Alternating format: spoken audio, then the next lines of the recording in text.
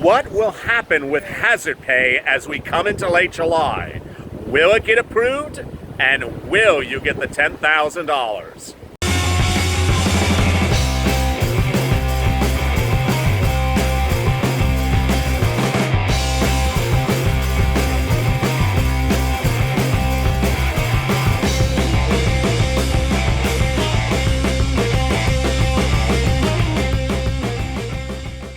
This is LALATE, and thanks for tuning in for an update on the second stimulus check and stimulus package. This video is about hazard pay, that incredible $10,000 lump sum check that you could receive if you were an essential worker and worked during the pandemic, or if you're still an essential worker and still working going forward.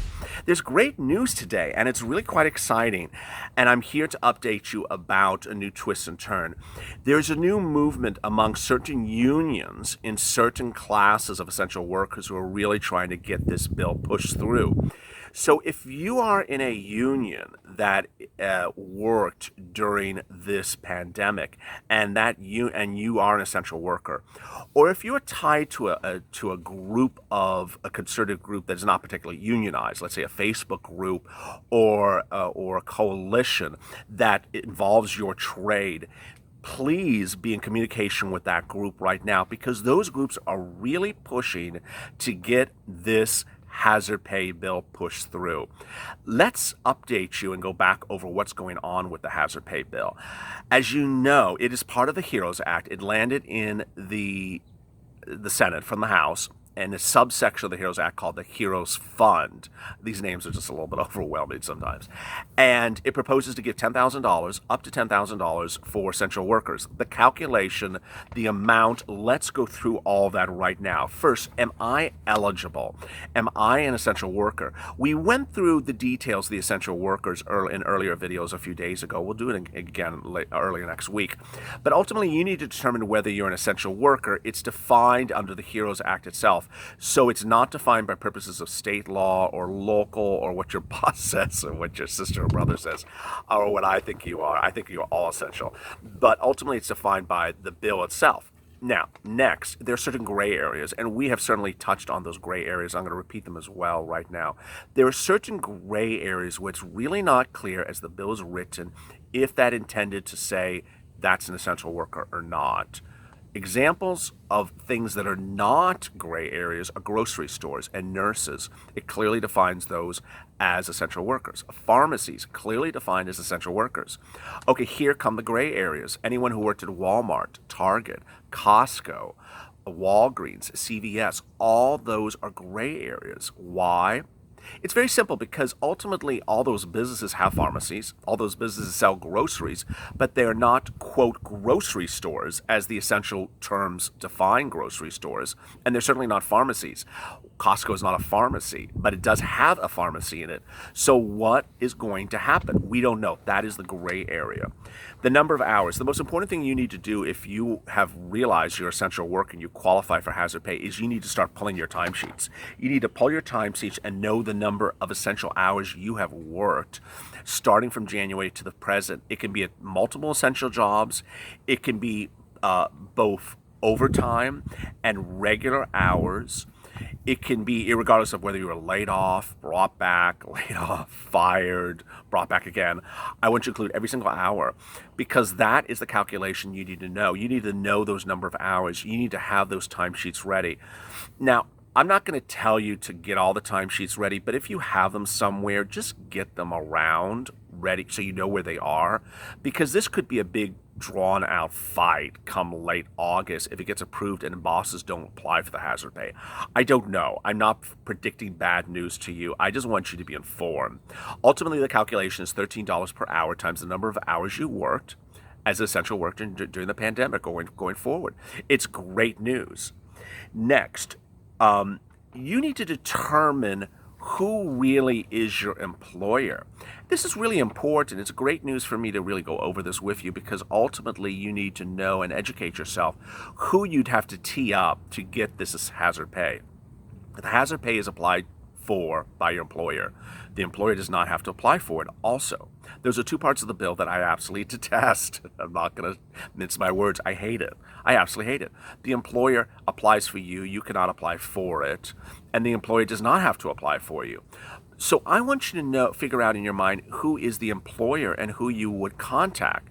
So for example, let's say you worked at a pharmacy chain. Who is the actual person that would apply for you? And let's say it's a corporate pharmacy chain and has, 55 locations. It's not particularly the pharmacist you work next to. Is it HR? Is it the human resources person? Is it someone at corporate? I want you to start inquiring about that, because this is one of those things where there's a lot of money. It's not going to get diluted. That's great news. But it's a lot of money, and I want you to have this stuff ready. What am I talking about? Well, when this channel first launched, PUA hadn't started. So I told viewers how to get ready for PUA. PPP had just started, and I told people this is how to get ready for PPP. The worst thing you could possibly do is do things after the fact. Start to get ready after the fact, after the bill is proposed. No, it only takes you half an hour. Look around and figure out who is the person you would reach out to figure out where I would apply, where I would ask that employer to apply for my hazard pay. It's a great thing. Next, I want you to figure out who else you've spoken to at your work about hazard pay. This is really critical, because let's say you work at a pharmacy and you are one of 20 employees there, and there's a boss, and let's say it's a single office. Let's say it's a single location, and there's a single owner. Well, talk with your 19 other fellow workers and say, hey, there's this hazard pay bill. We got to make sure our boss applies for it. If it gets approved, it's a lot of money. And I want you to start that discussion now. Next, something that I get a lot about, as I'm really starting to itch. It is a hot Sunday afternoon today. If I'm really struggling in this heat here, so please bear with me. If you can't grasp it, it is hot and muggy here for an LA weather. First, a lot of people ask me, does hazard pay conflict with everything? So let me go through that. One, hazard pay does not conflict with EIDL. Jovita will not bother you about your hazard pay. Second, hazard pay does not conflict with PPP. Doesn't conflict with the PPP loan, which I don't think you would have actually gotten. But that's what's sort of interesting. Third, hazard pay does not conflict with a second stimulus check. I get that question a lot. So I've already said to you that you will get a second stimulus check. The second stimulus check is the only case in which you won't get a second stimulus check is if you're a viewer who works hazard pay but also makes a lot of money, over $120-something thousand a year, $100,000 a year. You may not get a second stimulus check if you made a lot of money last year. But if you didn't make a lot of money last year, but you did work as an essential work, you are entitled to hazard pay, then don't worry. The second stimulus check does not conflict with hazard pay. You will get both of them. Last, PUA. PUA does not conflict, UI does not conflict, and FPUC does not conflict with hazard pay. One has nothing to do with the other. So that is also really great news. Questions that I sometimes get and I haven't been able to answer because the videos have been running long. So let me answer them right now. Really interesting, fascinating details. First, when would this start to get funded, and when and where would people apply? So the bill is likely, if approved, would be approved around August 7th or 8th. That's what this channel has been reporting. So that's the day it would be approved. Next, when would it get funded, and where would the people start applying? I get that question every single day, like 20 times a day. It's a great question. I love the question. So here's the answer. The answer is we don't know. And the way the bills are generally written is they say, hey, we're approving a fund for hazard pay. Hazard pay will be funded by the Treasury and funded by the Federal Reserve, and applicants will apply. Applicants will be the employers, and they'll apply here. And so it tells you all these details, but it doesn't tell you how to apply, where you apply. It doesn't give you the application. Doesn't give you the launch date. That's how these things happen. So don't worry. We don't have an application live. We don't have an application pending. We don't know who will process the application, which department of government will process the application. Could be Treasury, could be the Federal Reserve, we don't know. But when we do know, that's what this channel will tell you. Last, and the most important thing is, will hazard pay get approved? I got to tell you that of all the second stimulus packages that are on the books, that are all proposed, there are three that are really the most critical: hazard pay, renters assistance, and second stimulus check, and well, and unemployment as well is extremely important. But if they don't pass, members of Congress, hazard pay, I got to tell you, it is political suicide. You have nurses and grocery workers work through the pandemic and you don't help them. You brush them aside and then use these words like, and here I'm ranting, I got to rant. You use these words like, oh, they make too much money already. They don't need any more help. We can't help nurses and doctors and grocery workers who work through the pandemic and risk their lives, because if we help them, it'll create a welfare state. Boy, if someone comes out and starts saying that in late July, which I think they will, it's really going to be political suicide, because it shows an inept understanding of how people are. It shows a complete myopic look and a complete disdain for people who sacrifice their lives during this pandemic.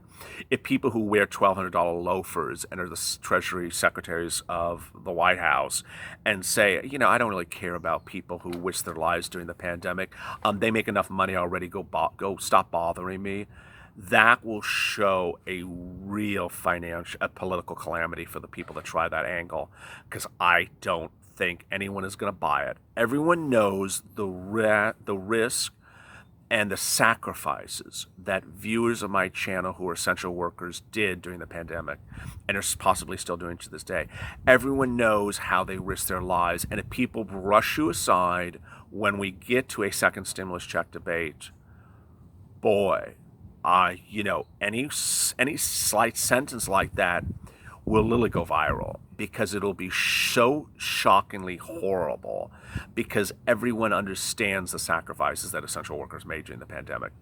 And to not give them a penny, or to brush them aside, or make it de minimis, or as I call it, reward them. I mean, why don't insult my essential workers and say you're rewarding them. It is really quite horrible. What's horrible about it is we saw it percolating on Friday. Steve Mnuchin, the Treasury Secretary to Donald Trump in the White House, said that he did not like a new economic report that said cleaning services, janitorial services, who are essential workers who do qualify for hazard pay, got more money on unemployment after being laid off when the pandemic grew than working, and he doesn't like that. He doesn't want them to have any money.